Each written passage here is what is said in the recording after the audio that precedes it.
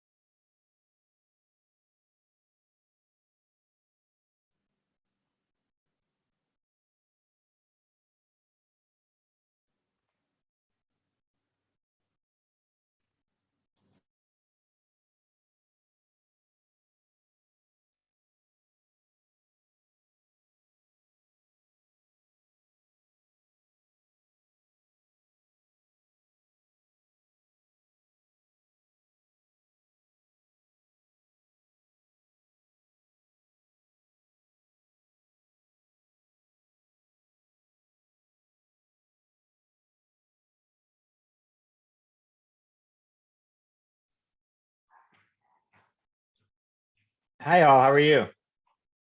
Hi, Andre. So I'm Bill James. I'm the chair of the Democratic Party, and I'm also a board member of the Century Club. And so I help out by doing the hosting the Zoom meeting for these lunches. Right on, nice to meet you. Hey.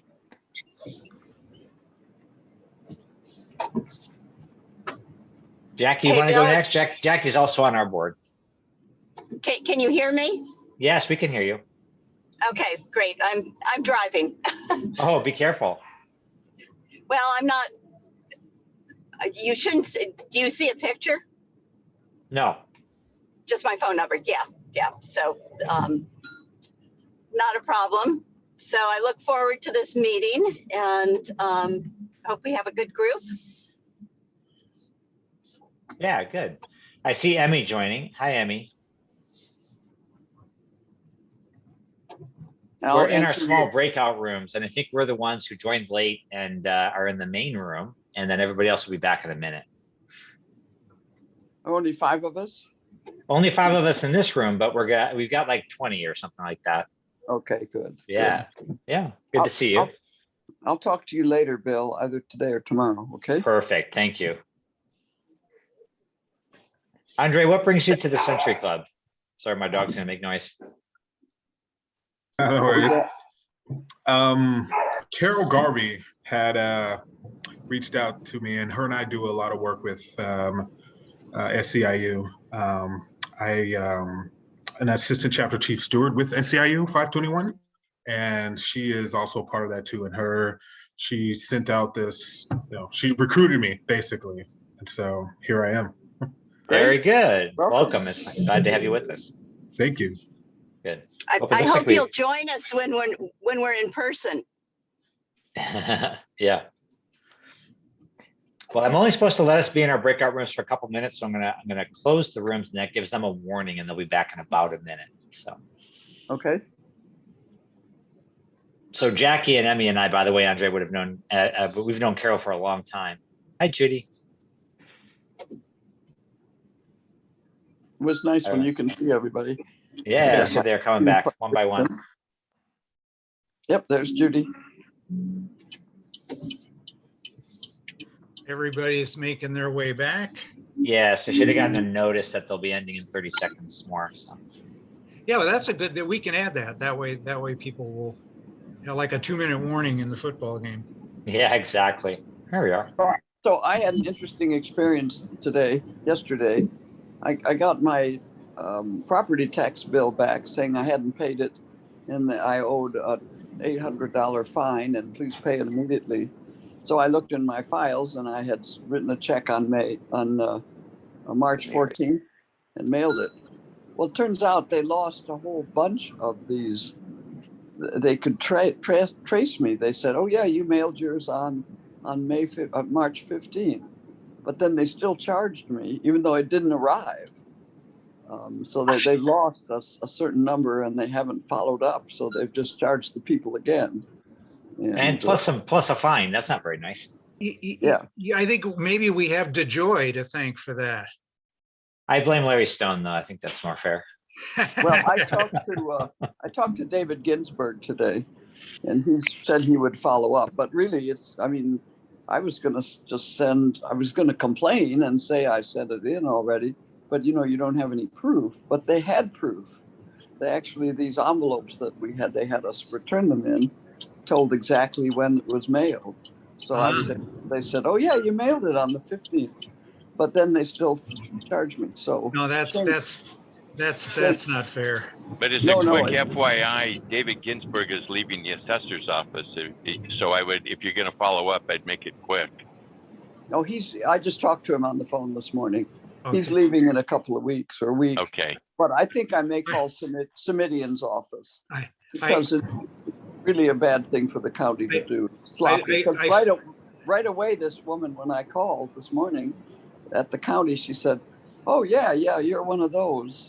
I'll look you up." And yes, you did mail it and so it just didn't arrive. Meanwhile, what about the people that don't know to call? Meanwhile, back at the ranch, I wanted to remind everybody that for questions with our guest. By the way, Bill, is our guest on the meeting yet? Here now, Greg. I'm here, Craig. Okay, great. So when our guest is finished with his presentation and we have questions and answers, you can either submit your questions through the chat function, which is down at the bottom, and Peter at the end will help monitor and manage that whole Q&A segment. So he'll combine questions that are similar and so on, and then kind of MC that part of it. If you're uncomfortable with the chat function and want to just do it by raising your hand, you can also do that, and we'll give you a chance to say your question. Also wanted to make an announcement about next month's program, which of course will be as usual. It'll be our annual meeting.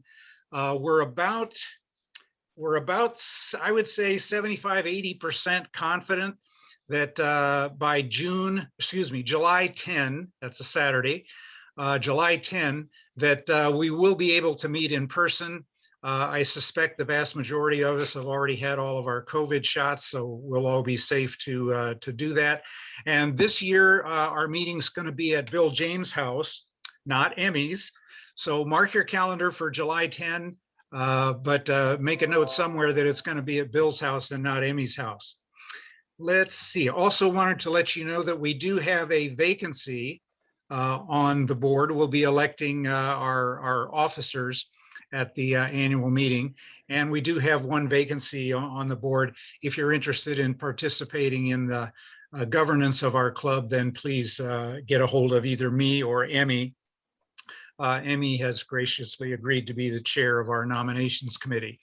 So let me see. That's announcements and Q&A. Peter, did you want to add anything regarding the handling of the questions? No, I think you covered it really well. Chat is disabled. Chat is disabled, so we can't ask the questions. It shouldn't be. It might be because you're on your mobile, Alice, I know, but it's working fine for me. So if anyone else has any trouble with the chat, but if you want to just raise your hand like you did and just jump in like you just did, Alice, you can feel free to do that as well when the time comes, and we'll moderate it as we can. But I'm driving, so I will. Yeah. Thank you. Hi, this is Allison. Chat is also disabled on desktop. It's not just mobile. Could be just a host setting. I know we set this up on the same platform. Yeah, I think that should be straight. Somebody just fixed it. Thanks. It just works now. Thank you. Okay, great. Thank you, everyone. You can all stop letting us know that it's fixed. I appreciate it. So yeah, Craig, nothing else to add. Just know that if I start to see some redundant questions, they will get consolidated. So I might not ask exactly the words that you put in there. Right. And by the way, if you're an elected official or a candidate for office currently, as in you've announced your candidacy, now that you're exploring it, please feel free to drop that in the chat as well, and we'll make sure to recognize you when the time comes at the end of the meeting. Thank you, Peter. I appreciate that. Thank you, Craig. Okay, so I now have the honor of introducing our guest. I'm sure most of you know Assemblyman Marc Berman was elected to the Assembly in November of 2016, the first time. He serves as chair of the Committee on Elections and Redistricting, which in all of my clean money work, I've become quite familiar with Mark's chairmanship, and he's helped us a lot with some of our campaign finance disclosure bills. Also has chaired the Master Plan for Higher Education Committee and the Select Committee on the Census. Might be interesting to ask a few questions about the status of the census when we get to that part. He's also served on the Business and Professions Committee, the Government Organization Committee, the Insurance and Transportations Committees. He's been very successful, Mark, since he's been there. He's gotten 50 bills passed and onto the governor's desk in his first 4 years.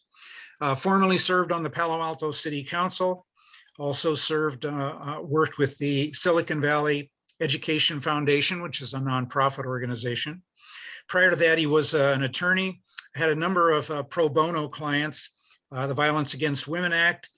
He helped folks with that, and also with folks seeking asylum in the United States. In that case, it was for refugees from the Congo, and also worked with an organization called SPARK, National Youth Development Program. Got his political science degree from Georgetown University, his law degree from the University of Southern California. Please welcome Marc Berman. Hi, Mark. Hey, Craig. Thank you for that very kind introduction, and awesome to see so many friendly faces and longtime friends who are joining, and look forward to seeing everybody in person hopefully soon, as well as some new faces, and appreciate the opportunity to chat and get to know some new folks. A lot of elected officials and other folks that on here, all of whom I appreciate their work. I do want to, given that this is a Democratic club, I want to give a special shout out to Bill James, who has an absolutely thankless job as chair of the county party, but we're all remarkably grateful for the way that he does that job, which I know is not difficult and has been very challenging lately. But really appreciate all the work. I was on a quick call this morning with Rusty Hicks, the chair of the California Democratic Party, and said the same thing to him. It's chairing county committees or the state party is such hard work, but we're all better off for it. So really appreciate Bill and all the work that he's done, especially because I know he's got a beautiful family that I'm sure he'd rather be spending a lot of time with. So the state, Craig, I think you alluded to this, the state's really moving in a remarkably positive direction when it comes to COVID, and that light at the end of the tunnel is getting bigger and bigger. As I assume everyone knows by now, the state is going to be reopening on June 15th. This is going to be a huge boon for everyone, but especially for so many small businesses and workers that have been so heavily impacted by the pandemic and the economic downturn that we've all struggled through over the last 15, going on 16 months now. I don't know about all of you, but I'm really excited to get back to some of my favorite pre-COVID activities. And just a couple of weeks ago, I bought tickets to a country music concert at Shoreline in late August, which is kind of my happy place. So I'm sure we all have our little activities that just make us real happy, and hopefully we'll all get back to those really soon. We're in the middle of a very busy time in the legislative year, in the legislative calendar. 1 week ago today was what's called House of Origin deadline, where in the Assembly we vote on 300-400 bills over the course of a week. And as many of you know, the legislature has a statutory deadline to pass a budget by this upcoming Tuesday, June 15th. Last month, the governor released his revised budget proposal, which is known as the May Revise, which was full of really positive news that we never could have anticipated a year ago. The state's revenues are $75 billion above initial projections, And coupled with $27 billion in federal stimulus funding, the governor has rolled out his $100 billion California comeback plan, as he's calling it. And this plan includes $12 billion in Golden State stimulus checks to middle and lower income households, $12 billion to address homelessness, including $7 billion over 2 years to create new housing for homeless Californians through the hotel and motel conversion program called Home Key, which has been remarkably successful. $1.75 billion for affordable housing, $447 million for homelessness on college campuses, and $3.5 billion for rental support and other services to end family homelessness over the next 5 years. There was $7.2 billion to help low-income renters pay back rent and overdue utility bills. $5 billion would be for full rent relief and would expand upon the state's program that offered tenants relief on 80% of what they owe. So we're going from 80 to 100 and require, and then $2 billion will be set aside for utility bill relief, which has been a big burden for a lot of Californians. A $5.1 billion drought and water infrastructure package that addresses both immediate drought response and long-term water resiliency.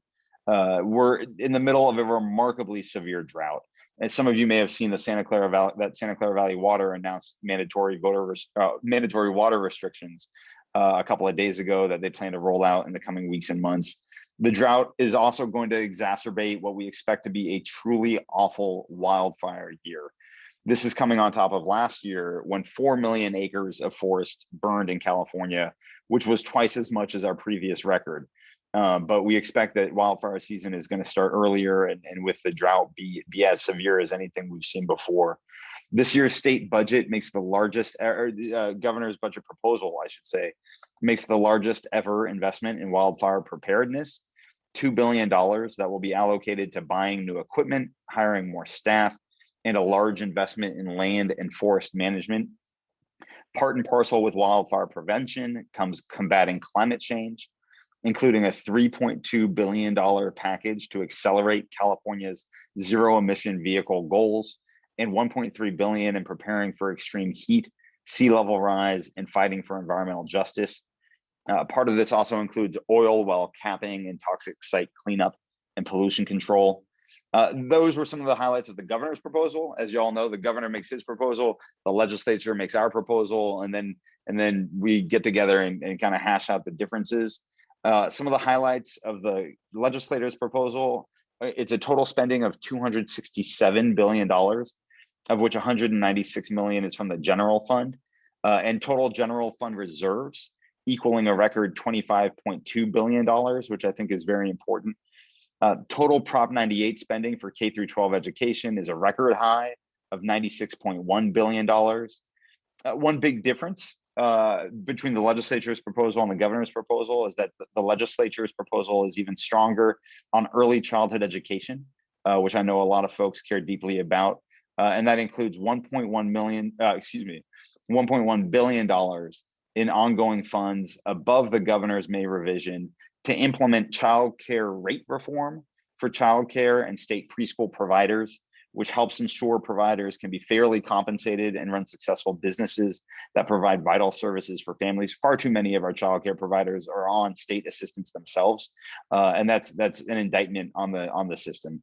The legislature's proposal increases child care access by 206,500 slots. It adopts universal TK for all California students or youth. The legislative proposal also adds universal meals to the education model, which allows all students who need a healthy breakfast or lunch at school to receive one year-round at their local school. This is a really important issue for me, and I teamed up with Senator Nancy Skinner to champion legislation on this year. But we're seeing it hopefully happen in the budget, which means that we can fold the legislation into the budget and accomplish it that way. The legislature's budget proposal also takes major action to improve services for the aged and those with disabilities. There are a lot of components to that, but the highlight is probably that it provides ongoing funding growing up to $1.3 billion to expand Medi-Cal eligibility to all income eligible Californians 50 plus years of age, regardless of immigration status. This will help get, we're down to about I think 7 to 8% of Californians who don't have any sort of insurance coverage, and this will address a good chunk of that group. Personally, to segue away from the budget and into legislation, this year I introduced the most ambitious package of bills of my 5 years in the Assembly. One bill that's received quite a bit of attention and support is to end the sale of gas-powered small off-road engines like leaf blowers and lawnmowers. This year, small gas-powered engines are set to overtake cars as the leading pollution emitter in the state. My bill, AB 1346, would end the sale of new machines, while also we're working on setting up an incentive program to support those who are purchasing zero emission equipment, electric equipment. Happy to answer any questions about that. Some of my other legislation includes AB 37, which would require elections officials to mail every active registered voter a ballot for all future elections and ensure that all California voters can continue to track their vote by mail ballot as they move through the mail system and are processed by elections officials. Some of you might remember that last year I authored AB 860, which did this just for the 2020 election. That worked incredibly well. We had a remarkably high turnout. It was actually, I think a lot of elections officials found it to be easier than the prior system. And so we want to make permanent some of those changes that make it easier for Californians to vote, because that should be our goal. I don't care, as elections chair, I don't care who you vote for. I want to make it as easy as possible for you to vote. And this is a bill to continue, especially at a time when we see voter suppression laws passing in states all across the country, which I find to be remarkably cowardly and infuriating. This is an effort for California to kind of continue to lead the way on those efforts. I have a bill, AB 390, which is a rerun of a bill that I did last year that died in the process because of COVID and the restrictions on our legislative process. But AB 390 would strengthen the protections afforded to consumers by California's auto renewal law by ensuring that consumers can cancel their subscriptions online and that they can do so without delay or having to jump through hoops. So I don't know how many of you have experienced this, but you sign up for a service online. After a year or two, you realize that you're not really using it at all. So you go online to try to cancel it, and it's practically impossible. And that shouldn't be the case. If you can sign up for something online, you should be able to cancel it online, and it should be pretty close to as easy as it is to sign up. So this is a bill to try. This bill's bigger than that, but at a high level, that's what we're trying to accomplish with this bill. I have a bill, AB 563, which would establish an Office of School-Based Health Programs within the California Department of Education to ensure greater access to healthcare services at schools and draw down more federal funds that are available from the federal government, but that our schools don't necessarily know how to access. This is also a rerun of a bill from 2 years ago that Governor Newsom vetoed in 2019 because there was a study that was out and he wanted more information. The study came back, we got more information. We really need this office. And especially after COVID, we know how important it is to be able to provide more healthcare services for everyone, but especially our youth. And this is a bill that'll make it a lot easier for schools to provide those services and get and kind of get backfilled by the federal government for those costs. Craig mentioned that I chair a select committee on higher education. It's been a big passion of mine in an area where I've devoted a lot of time and effort. I have a couple of big bills in the higher education space this year. One, which is a follow-on from something that I worked on a couple of years ago, is AB 775, which would provide a single point of contact for community college students to more easily access, gain awareness, and be connected to basic needs services and resources. And the bill would establish a basic needs center and basic needs coordinator on every community college campus in California. Basic needs, for those who don't know a lot about it, are housing, food insecurity, lack of access to mental health services. And we have a crisis on basic needs, especially in all of higher education, but especially with community college students who are struggling with what's called the real cost of college, which is a lot more than just tuition and fees. but includes housing and food and healthcare and everything else. So this is a real passion project for me. AB 9, and it follows up on a bill that some of y'all might remember, what we call the Safe Lots bill a couple of years ago, which was AB 301, which would have required California community colleges to let their homeless students sleep in their cars on campus. And that bill kind of failed at the end of the legislative cycle. But this is, I think, a better solution, to be honest, to try to address this issue. I have a bill, AB 928, which is called the Student Transfer Achievement Reform Act of 2021. Excuse me one second. This bill, the transfer process between community college and a four-year institution remains unnecessarily complex, confusing, and difficult for the vast majority of students to navigate. I've heard this from hundreds of students across the state in hearings that we've had, first in person and now virtually.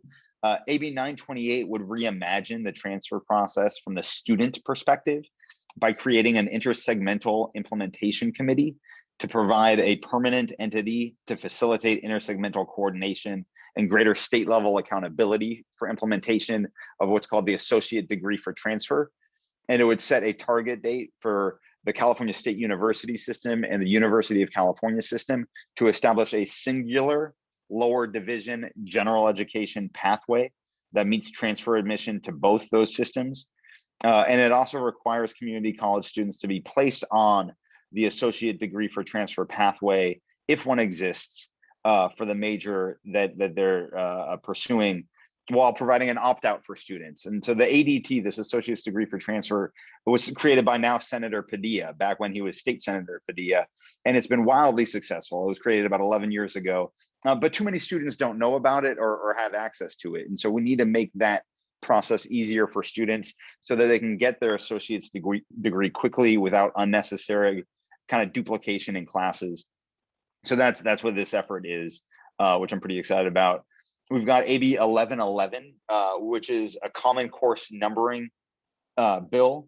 AB 1111 will create a student-facing common course numbering system at California community colleges, meaning comparable courses would have the same course number at all community colleges. Having the same course number reduces unnecessary confusion, it eases advising, it reduces excess unit accumulation, and it makes it easier for community college students to transfer and earn their degree, which saves students time and money. And this is something that also came out of a lot of conversations. A lot of our community college students go to multiple different community colleges, sometimes in different community college districts.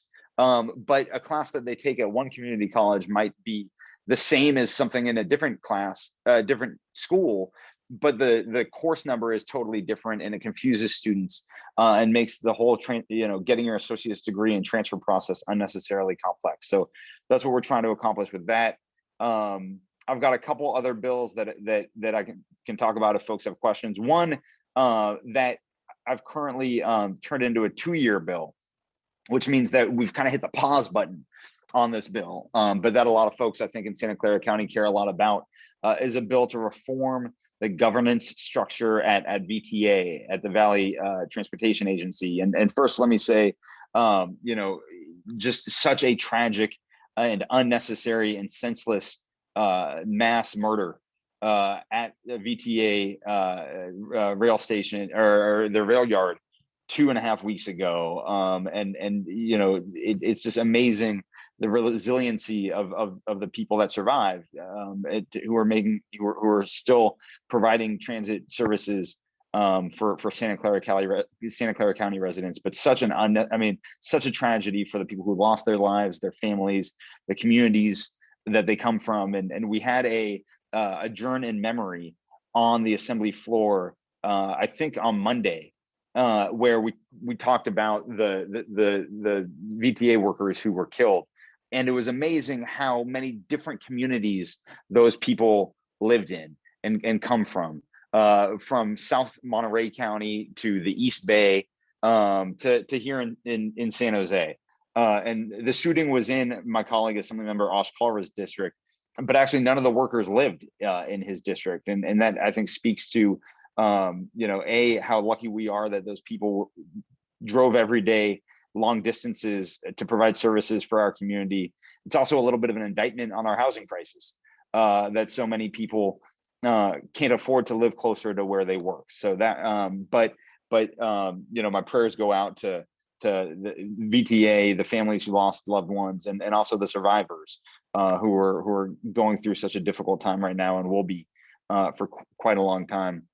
The bill that I had that we've put on pause before the shooting is to try to address the concerns that have been raised in multiple Santa Clara County grand jury reports over the last 17 years that all kind of suggest and recommend that we reform the governance structure at VTA to something that can provide a deeper level of oversight and accountability and governance for VTA staff, and hopefully provide better service for VTA riders and Santa Clara County taxpayers. So we're having, I hit pause. The bill was moving through the legislative process, but I didn't feel like we'd had enough engagement with the public and that we'd had enough engagement with the community. I was getting good feedback from individual, Santa Clara County residents or organizations, but I wanted to do more kind of public outreach. And a couple of folks reached out to me and asked me to turn the bill into a 2-year bill so that we could accomplish that. I agreed with them completely. So that's what we did. I've since then had multiple conversations with more people kind of one-on-one, but maybe later in the summer, once VTA, once everybody has had a chance to grieve and kind of process what just happened, and get to the point where we can focus on other things, we'll restart that public engagement process and have some more public meetings so that we can get more feedback on the proposal that I threw out, which was really just meant to be an initial idea for people to take cracks at, and then for people to offer other solutions that they have to how we might be able to create a governance structure at VTA that provides a deeper level of oversight and knowledge in some certain issue areas that would be valuable for the transit agency. So happy to talk more about that if folks have questions. With that, I'm going to stop talking because I feel like I've been talking too much, and take any questions that folks have. Not at all, Mark. That was really a comprehensive list and fascinating from bill to bill. It's like, ooh, that sounds interesting. Ooh, that sounds interesting. That's So what I suffer good. from, Craig. I suffer from being interested in everything. So that's well, how I feel. That's where, if we weren't wonky, we wouldn't be interested in politics. That's right. So I'm going to turn it over to Peter, who's going to help us monitor the thing. And as usual, Peter, I have a few questions of my own, but let's give our membership first crack. Absolutely. And there are a few obviously comments in the chat, but I'm going to try and get folks to convert those to questions if possible. But Mark, thanks so much for your time. Fight on. Really good to see you again, as always. Sorry, my hair's a little scoop here. First, on behalf of Alice Smith, who I know is on the move right now, I want to make sure that we get her question and her issue raised. She's obviously working very hard on voter rights and against voter intimidation and also election official intimidation. And she notes that election officials at ROVs are getting intimidated by members of the public. And what actions are you looking at, and what actions are the state looking at to potentially counteract that? And then a sub question would be, what are your thoughts on the federal legislation around the new Voting Rights Act, right? The SR1 or S1, and what they're trying to do to institute national standards around elections. Yeah, so I mean, on the first part, it's as some of us who are public officials on the Zoom know, we're far too often the recipient of some pretty nasty and unnecessary feedback, let's say, from our constituents, and that happened with our public health officials during COVID, and now that's happening with our registrars and chief elections officers. And I just saw that the chief elections officer of San Luis Obispo County, who's very well respected, recently decided to resign, which is a tragedy for we all lose when that happens. I'm not personally aware of any, I'm happy to look at the strengthening laws to make sure that there are things that we can do to protect those folks. It also kind of butts up with the First Amendment and free speech, which is unfortunately, I think, sometimes abused by people. But happy to consider if there are suggestions out there. I'm all ears. and happy to look into that. I think Alice might have sent me an email in the last couple of days. By Friday, I'm usually a couple of hundred emails behind on the week, but get caught up over the weekend. So we'll check that out. We desperately need national standards. I spent a summer when I was in college working in the voting section of the Civil Rights Division of the Justice Department, which was the division that would, if there were certain municipalities or full states in some parts of the country that fell under Section 5 of the Voting Rights Act, where if they wanted to change their elections procedures, they had to get pre-clearance from the Justice Department, and they had to show that these changes would not negatively impact any historically suppressed communities in those areas. The Supreme Court gutted that law. And gutted that department 8, 10, 12 years ago. I can't remember the name of the case where they said we have a black president, therefore we're no longer racist. What was it? I think somebody threw it out there. Heller. Thanks, Craig. That's obviously a stupid thing for the Supreme Court to do. County. I'm sorry. I think Alice was interjecting the specific case. Oh, got it. Yeah.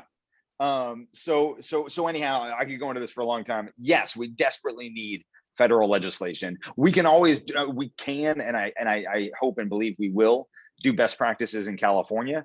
But we need them in Arizona and Georgia and North Carolina and a couple other states also. So I'm unfortunately skeptical that's going to pass based on things a certain senator from West Virginia said, but I remain hopeful that we get something accomplished at the national level.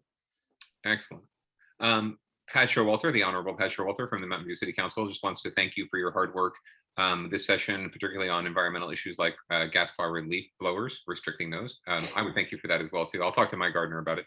And in the meantime, on another issue that is getting a couple questions, both from Pat and others, what can we do to help convince the state to extend the eviction moratorium that's currently, I think, set to expire at the end of the month, I want to say? And what are you doing in that regard?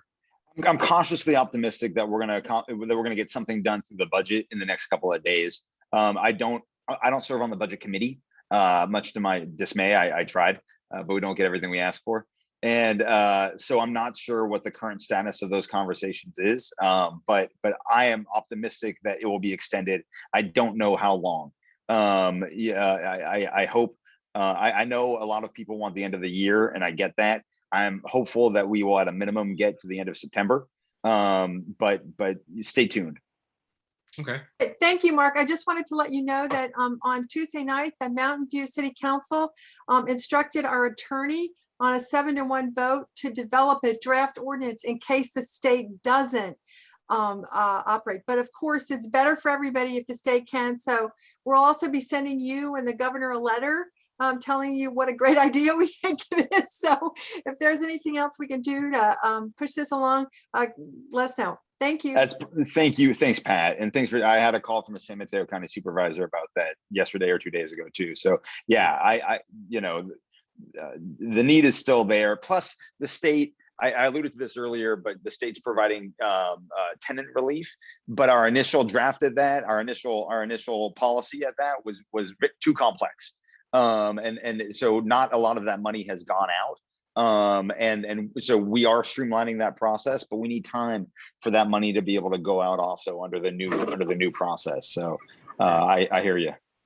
That's exactly what Tom Myers of CSA said, that we just need time. Yeah. Okay, thanks. Great. And Roman Dawson also points out that the San Jose City Council will be looking at extending their local moratorium on June 22nd. And I know the county is looking at theirs too. So hey, obviously anything you can do at the state level to help the local municipalities, I'm sure they would very much appreciate. Roma also wants to know, are you familiar with AB 71 regarding permanent funding for homelessness, addressing homelessness? And it's a 2-year bill. Wants to know if you support or what your thoughts are on it, if you're aware of it. Shucks, we have a couple thousand bills. So I'm not, I know. I'm not, let me get back to you on that. 2-year bills, to be honest, it's just a policy of mine out of necessity that I kind of spend more time looking at what's in front of my face, Of course. out of necessity. So if it's a 2-year bill, I'll probably look at it, towards the end of the year, because those bills will come back in January.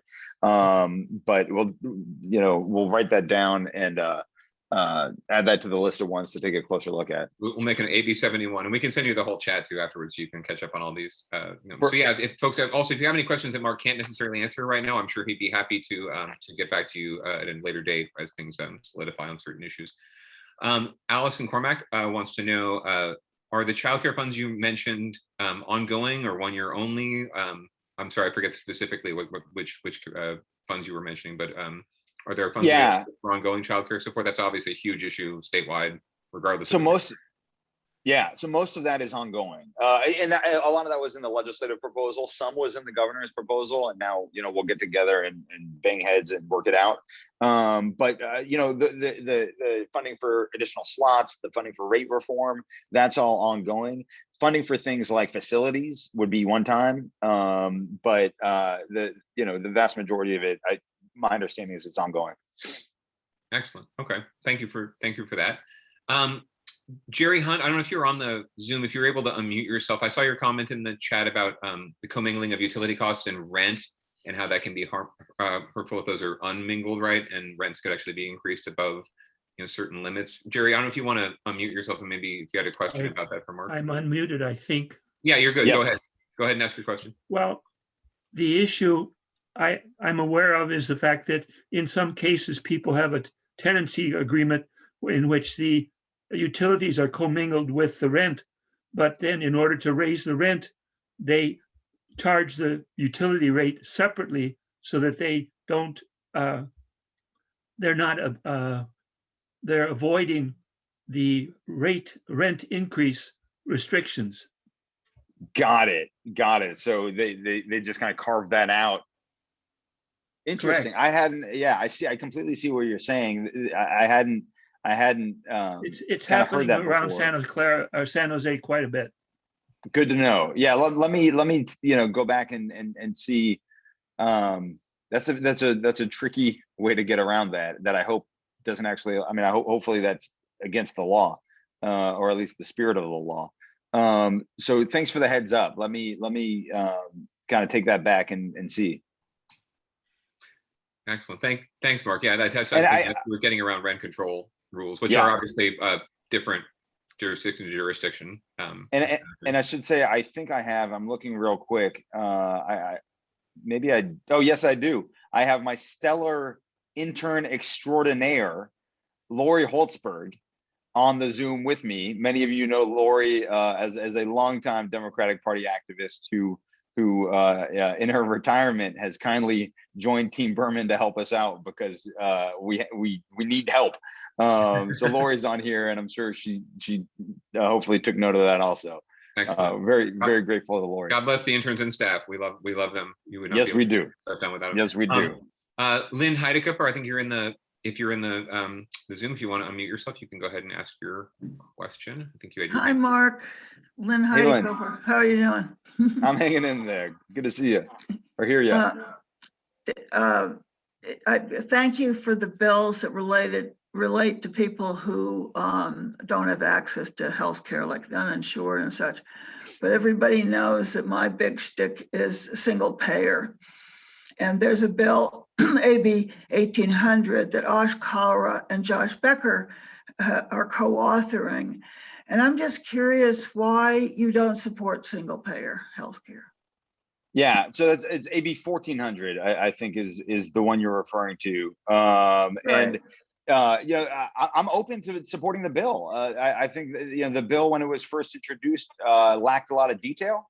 And if we're doing something like completely reforming our healthcare system in California, I deserve it to my constituents. My constituents deserve a lot more meat on the bones of what that proposal is before anybody votes on it. And so I know my good friend Osh Kalra is working very hard on those details.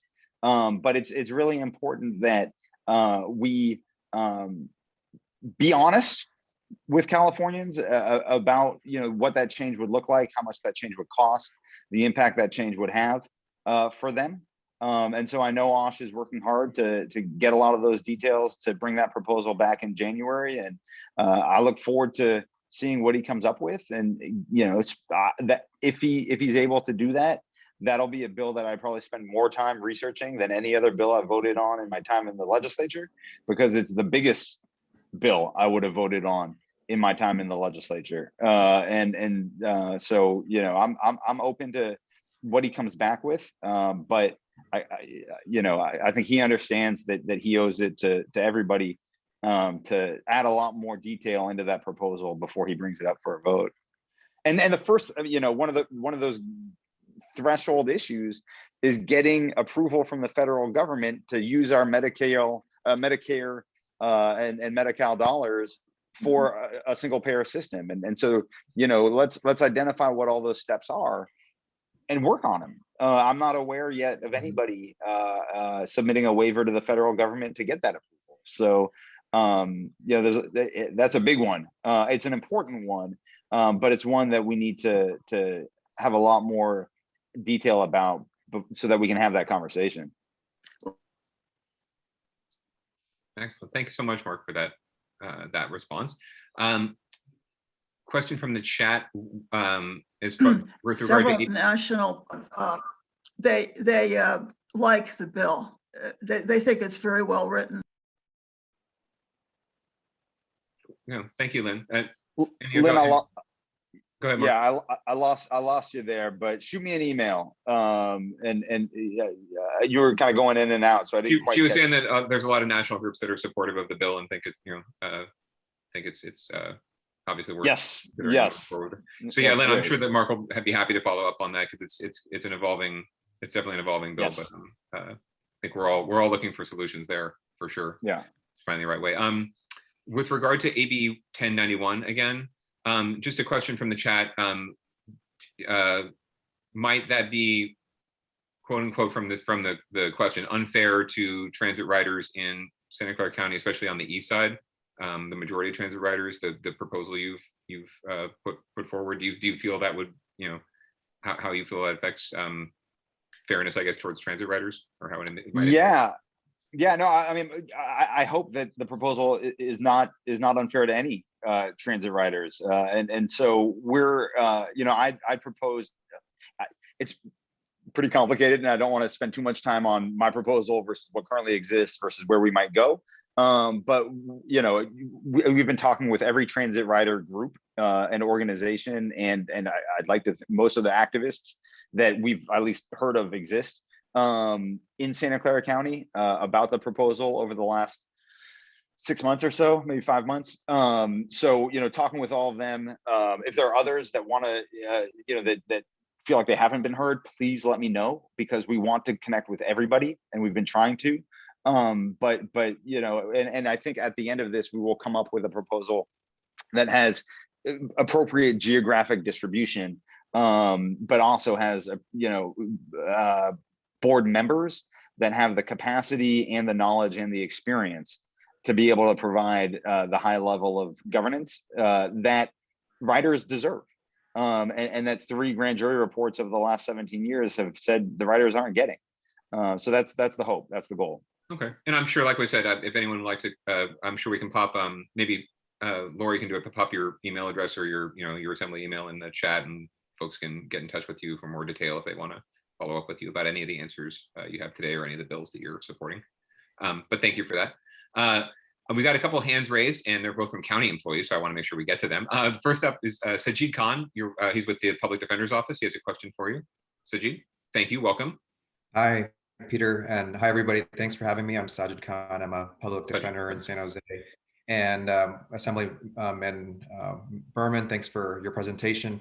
I'm wondering if there are criminal justice reform bills or legislation that you're focused on or prioritizing or excited about that you can share with the group. And I'm sorry if I missed it as part of your presentation. Thank you. No, yeah, Sajid, thank you for the question. We have done a ton in the criminal justice space over the past probably 4 years or so, but there's more that we can do. And so I know a couple of, I personally have not introduced a lot of legislation in this space, but have a couple of colleagues that have a more depth of knowledge that have.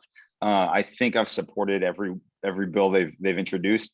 I know this year there are a couple of bills. There's a big one in the Senate on police decertification, to be able to say, California is one of the few states in the country that doesn't have an ability to say to somebody, you lose your ability to be a police officer, and because of certain actions that you've taken. And so I don't know the number of that Senate bill, but it's by my friend Senator Bradford, who worked on this last year and is bringing it back again this year. I think Senate President Pro Tem Atkins might be a joint author of that proposal that passed out of the Senate. I saw him the day it passed out. He was very excited. That passed out of the Senate has come over to the Assembly. And so I'll have to dive more into that now that it's kind of in my house and more getting closer to being in front of me voting for it. I don't sit on the Public Safety Committee or the Judiciary Committee, so I don't see those bills until they come to the Assembly floor. There have also been a lot of bills to try to, this year there've been bills on restricting the types of weapons that police departments can use when dealing with protesters. We saw there have been bad incidences in San Jose of absolutely unnecessary injuries to protesters that are exhibiting or availing themselves of their kind of First Amendment rights. There have been terrible incidences across California and across the country. So I think that's really important to make it so that it's only truly in those really necessary circumstances where police officers use force that can be lethal. It might not be meant to be lethal, but it can be. And it can also lead to people blindness, or people getting hit in their real significant long-term injuries occurring from the use of some of this equipment. There's been a lot of bills on types of use of force and prohibiting types of use of force, like the oh gosh, I'm blanking on the names of the different maneuvers that police use, but especially with the one that was used to kill George Floyd. And others. So there's been a lot of good legislation in that space in the last couple of years. Also trying to make sure that we put fewer people in jail who don't need to be in jail. Bail reform, which the legislature eliminated cash bail, and then unfortunately the voters overturned that. But we're back to looking at ways to really reform our bail system in California, so that you're not kept in jail not because you're a risk to society, but just because you can't afford to get out. That's an absolutely unjust system. So there's a lot. Sorry, I don't have kind of the list right in front of me, but it's super important issues that we need to keep working on. Thank you. And so the more, much. yeah, no, absolutely. And then the fewer people we put in jail, we're now turning to actually closing down prisons. Which that's where we get the real savings that we can then put towards education and housing and healthcare and the more important priorities than locking people up for long periods of time, who either were never a threat to their communities or who are long past being threats to their communities. So yeah, thanks for the question. Peter, you're on mute. Yeah, thank you. And Sajid, thank you for letting me butcher your name there. I apologize, but thank you so much for being here and for the question. And Mark, thank you for everything the legislature is doing. I'm personally impacted by the prison industry in California through family, and it's great to see that you're taking steps to put the money where it's needed, which is in education, so that we keep less people out of the criminal justice system and in school and on a better path anyway. So makes perfect sense to me. Our illustrious former county party chair and current county employee, Steve Preminger, has a question. Hi, thank you, Peter and Mark. I was in a meeting with Dave Cortez and Ash Kalra yesterday, where they were talking about their criminal justice reform measures. And so I think they are on the way. And I'm proud that the county's done a lot to reduce our population and look forward to that continuing. But I wanted to go back to the healthcare issue, not to ask a question, but to let you know, I sent a flyer to Bill James. I'm hoping he can send it out. It simply is a way for people who don't have any healthcare insurance to get coverage. So we can talk about what laws we need to enact, but meanwhile, many Californians need access today. So there's something that talks about Covered California, Medi-Cal and things like that. So I would just ask Bill to send that out so people can share it where they come into across people that need it. Thank you. Keep up the great work. Thank you, Steve. And you know, to that point, education and awareness of the programs that are available are often kind of that biggest last hurdle to getting people the services that they deserve and should get. So appreciate that, and good to see you. We're going to throw it to our current county party chair, Bill James, and then we'll close it out with Craig, who has a question or two for you, as usual. So, Bill, if you want to unmute yourself and yeah, here I am. Highlight yourself since you're the host. All right, I'm going to add me as a spotlight. Hi, Mark. Thank you for the kind words earlier. I appreciate that, and I appreciate your time with us here today. You may have addressed this, but I wanted to ask specifically about the recall election. You know, there's like procedural uncertainty about the exact timing.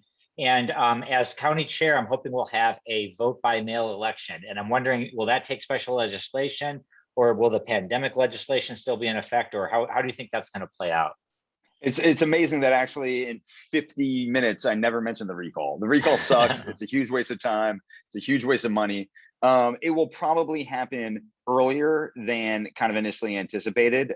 So it'll, you know, I think we're looking closer to what August, September timeframe than a late October, November timeframe. And that's because we've been able to get the cost projections from the counties ahead of time. I think today there might be an announcement coming that we're just going to fund it in the budget. So don't you know, put that on Facebook yet, because it might not have actually been announced yet. But there'll be an announcement that the states, we're going to pay for it. We're going to pay the counties back for the cost, which we should.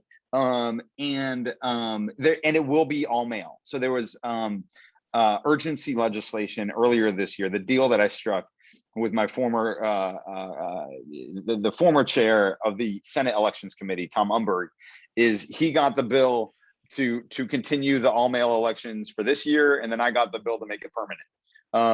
And so he had a legislation earlier this year that had what's called an urgency clause, which means that it goes into effect the day the governor signs it. Usually bills go into effect January 1st of the following year. But he had a bill with an urgency clause in it earlier this year to continue a lot of those policies from 2020 to 2021 and this was before the recall had actually passed or qualified. But we also had some special elections in Southern California and now in Northern California to fill vacant seats. So yes, that's a long answer to your question. It will be. Well, that's very helpful to know. It's the most commonly asked question, I think, on the Democrat side, with the governor's popularity holding and California roaring back, as he likes to say now. I think it's pretty much a turnout election for us. And so getting people to drop something in the mail is a lot easier than getting them to show up for a one-off thing that they don't even agree with or fully understand. So no on the recall. Thank you for your energy around that.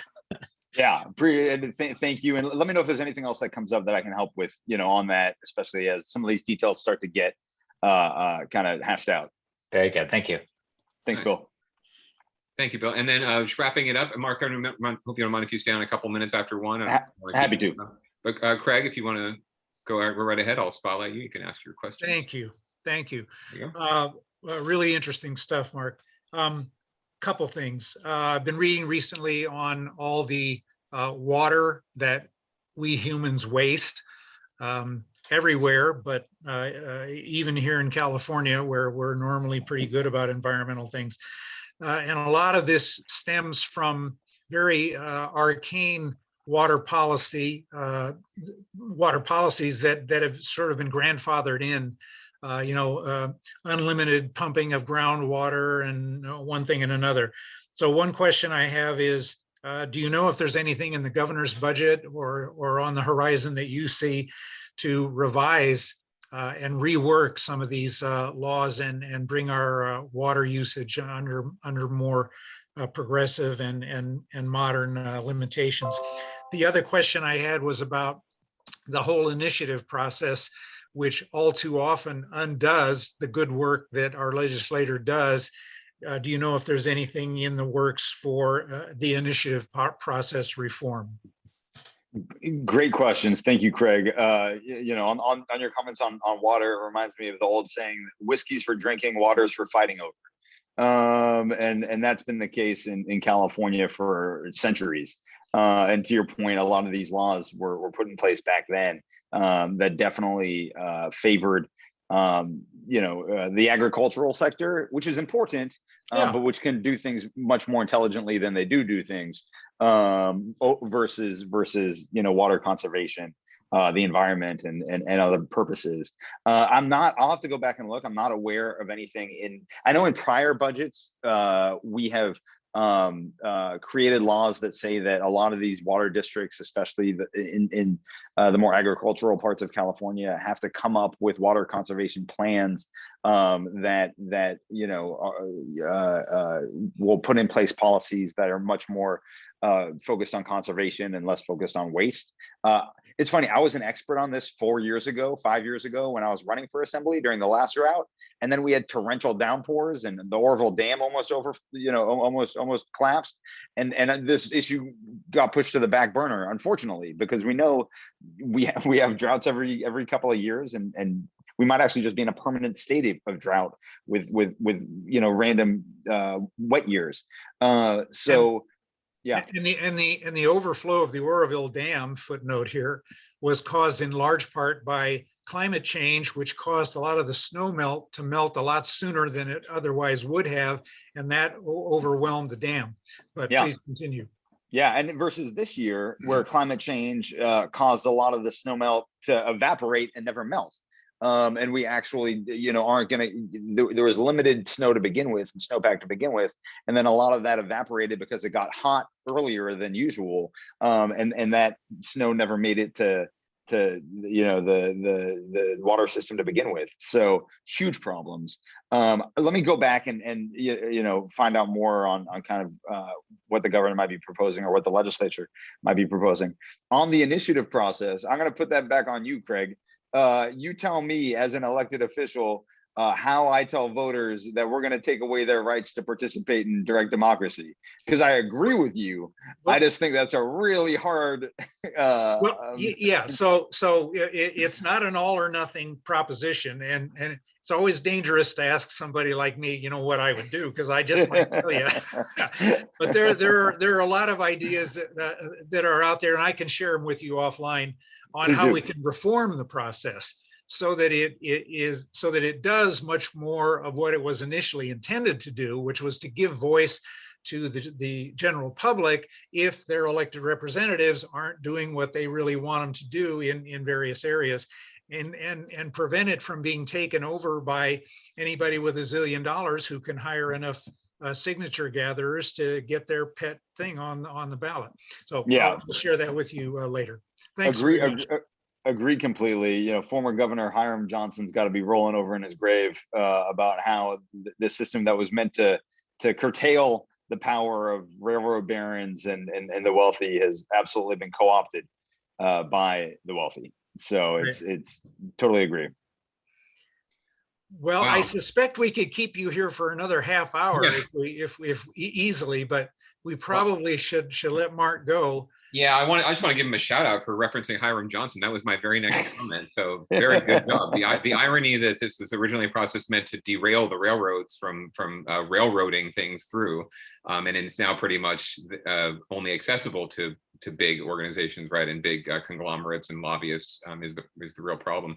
I actually worked on trying to get a solution around, if you can't eliminate it at all, right, at least open it up to the grassroots efforts by allowing for maybe more electronic gathering and more opportunities to gather signatures and actually get on the ballot, and maybe make people more thoughtful about what they're signing, that kind of thing too, and giving them more than just like 5 seconds outside of Target to tell them the bill's where you about. probably lie to them about what they're actually signing. Right, they can actually read the bill, right? They can sit on, they can sit at their computer, read the whole thing, see what the impacts would be, and then decide if they want to sign it or not. So and as Mark is very aware, California Clean Money Campaign is working on ways to help voters make better decisions when they actually get their ballot, to see, do I want to vote for this proposition or not? Let's say, who's supporting this thing? I can't remember what was in my voter guide, but there are some very legitimate concerns there that we're working on, that Mark has shared with us and that others have shared with us.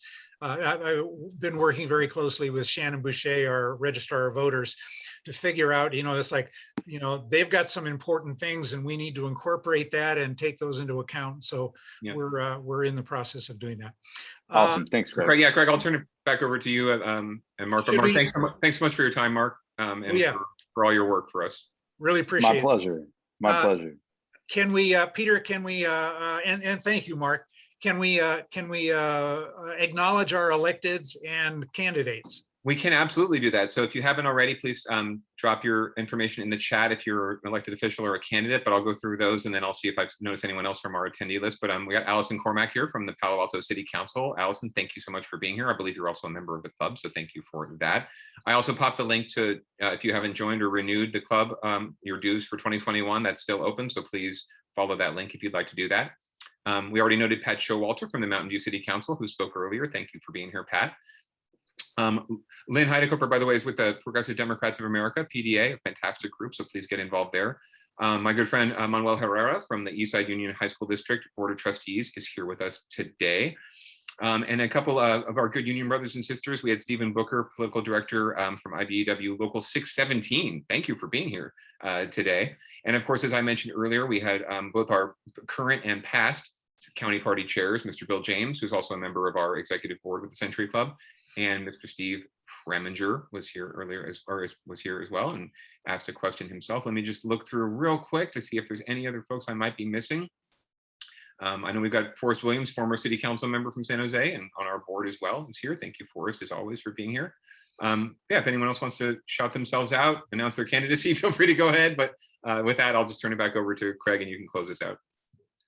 And so I'll while we're waiting for anybody else who wants to raise their hand to do so, I'll just remind folks that we do have a vacancy on our board. So if you're interested in helping out with keeping the club running and functioning well, let either me or Emmy Thurber know.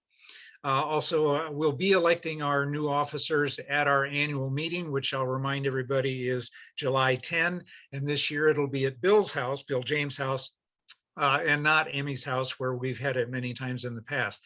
You'll be receiving email instructions on address and time and all the rest of that. Also wanted to let people know that our August program, I do have a speaker lined up for our August program talking about the drought and our water issues and what we can do about them, the things that are going wrong and the things that how they can be corrected. That's Peter Dreckmeyer. And so he'll be our featured speaker in August. I think that pretty well wraps us up. So really glad to see everybody today, and look forward to seeing you at our annual meeting on July 10.